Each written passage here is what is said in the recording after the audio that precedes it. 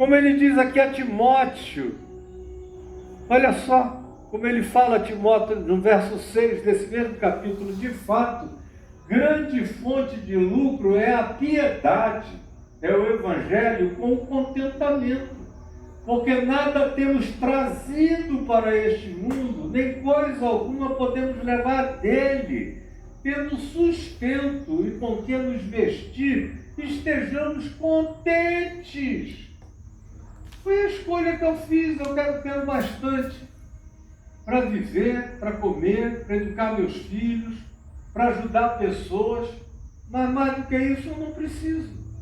Tem gente que acha que precisa de mais e não está pecando se precisar de mais do que eu preciso. E eu dou graças a Deus pelos que possuem. Como eu disse ontem, Jesus também, porque ele foi servido por pessoas que tinham propriedades, que tinham bens, como Lucas 8 nos diz, que o acolhiam, que o serviam com os seus bens. Não tem nenhum problema nisso.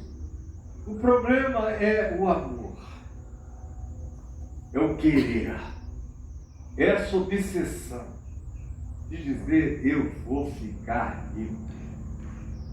Aí, cara, dá dor. Aí ferrou. Aí fedeu, para não dizer outra coisa. Aí é Freud. Aí o negócio é bravo. Eu quero ficar rico. Vou fazer o curso desse coach que me ensina a ficar rico e que diz quantos milhões e quanto ele cobra. E que esse é o bom exemplo que ele dá para os seguidores dele, é que ele é riquíssimo. Por isso é que ele vende tanto. E aí o pessoal sorve isso, como diz o Salmo 73, sorve essa mentira a largos goles.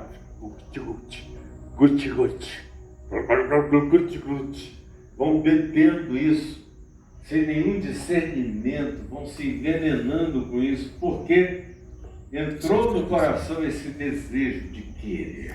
Admoestações de mudo. Eu quero.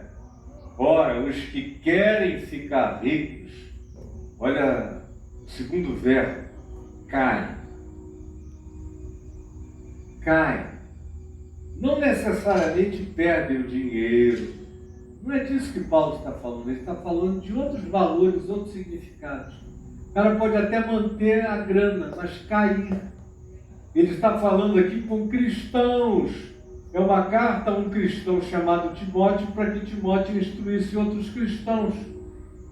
De uma comunidade cristã, de várias comunidades cristãs, com o ensino do Evangelho.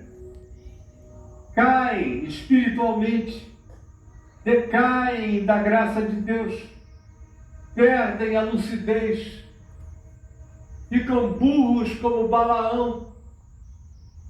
O apóstolo Judas diz que amou tanto o prêmio da riqueza da injustiça, que foi exortado por uma jumenta falante, de tão bloqueado cognitivamente que ele se tornou, ele ficou emburrecido espiritualmente, porque o amor ao dinheiro emburrece a mente, tira toda a lucidez cognitiva, o cara não enxerga mais nada, perde toda a sensibilidade, fica com o coração petrificado, dessensibilizado. Isso é trágico e é horroroso. Você se perde antes de morrer, você já está morto. Cai em tentação, cai no laço. A segunda palavra usada é cilada, que no grego equivale a cilada mesmo.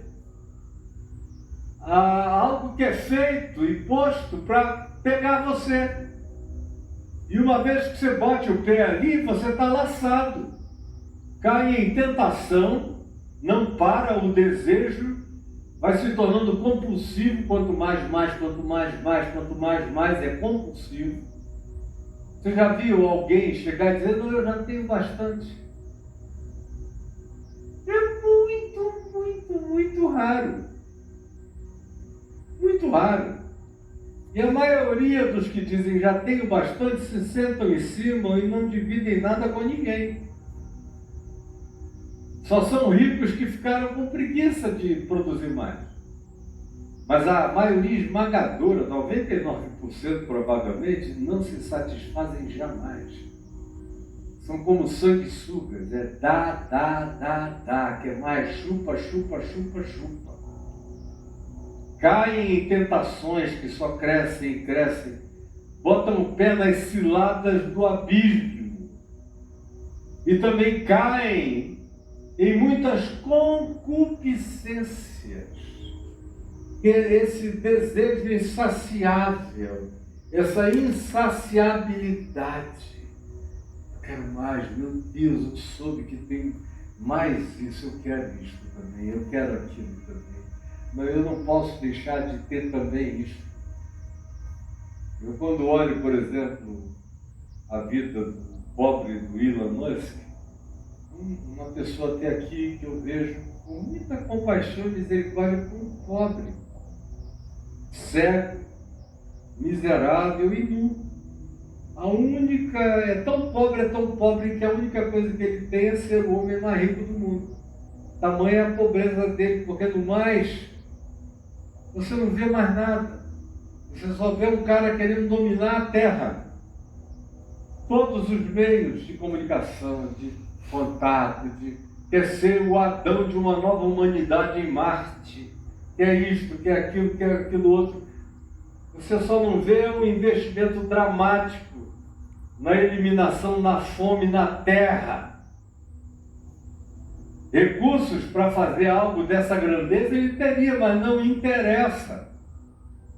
Infelizmente, e 1% que domina quase a riqueza do mundo inteiro, esse 1%, se tivesse 0,5% de solidariedade entre eles resolveriam o problema da fome do mundo e a crise ambiental teria um fim mais rápido do que a gente poderia positivamente alcançar, esperando a boa vontade governamental do mundo que nunca chega, que é sempre atrasado até o calor nos torrar tudo, e as águas subirem e nos consumirem, e o universo gritar contra nós e nos destruir. Cuidado, porque os que querem ficar ricos caem em tentações e ciladas e muitas curvas concupiscentes, em insaciabilidade, em realidades insensatas, como eu disse, perdem a cognitividade, a sabedoria foge. O cara se torna esperto apenas para ganhar mais e mais. Enquanto isso ele perde a alma, perde amores, perde afetividade, perde respeito, perde carinho, perde sensibilidade, perde humanidade, perde a ele próprio, perde tudo. Não ajunta tesouros nos céus, só acumula na terra e fica pobre. Não de dinheiro, mas de alma, de ser. Como Jesus disse, de que adianta ao ser humano ganhar o mundo inteiro, ficar dono do mundo inteiro e perder a sua alma? O que dará o ser humano em troca da sua alma? O que dará? Cai em profunda insensatez, em insanidade, em realidades perniciosas. Tudo que fazem acaba em perniciosidade, em perversão, em corrupção do outro, da vida, do próximo, da sociedade. Porque onde quer que haja alguém com uma população tão grande, à volta dele há milhões sem nada, porque os recursos são limitados. Os recursos do planeta não são ilimitados.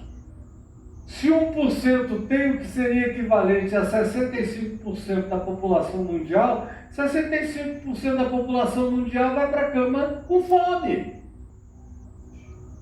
É uma questão de matemática básica, de aritmética quase idiota, mas que não se quer ver. De modo que esse querer, esse desejo, essa obsessão, essa compulsão, essa insensatez, essa perda cognitiva, essa perniciosidade. Olha só o que Paulo diz: afogam, elas afogam, diluviam os seres humanos nelas mesmas. Você fica afogado pelo que vai supostamente conquistando e vai se afogando. Ninguém fica acima, ninguém se senta como no gibi do Tio Patinhas em cima da montanha de ouro. Você se afoga. As quais essas coisas todas descritas por mim até aqui, em nome de Paulo, afogam os homens na ruína e na perdição. Olha que coisa mais violenta. Afogam os seres humanos na ruína e na perdição. Perdeu esse juízo, já era. Perdeu essa noção, acabou. Perdeu essa consciência que ser o senhor dessa gestão perde a alma. Por quê? Você me pergunta por quê? Ora, porque o amor ao dinheiro, Paulo diz no verso 10, é a raiz de todos os males. Não tem ninguém aqui que não soubesse esse versículo, não tem ninguém aqui que não soubesse. Aqui, ó. Aqui, ó, tá vendo? Ninguém aqui que não soubesse. Todo mundo aqui já ouviu pelo menos essa frase. Porque o amor ao dinheiro é a raiz de todos os males. Está na base profunda de todas as coisas.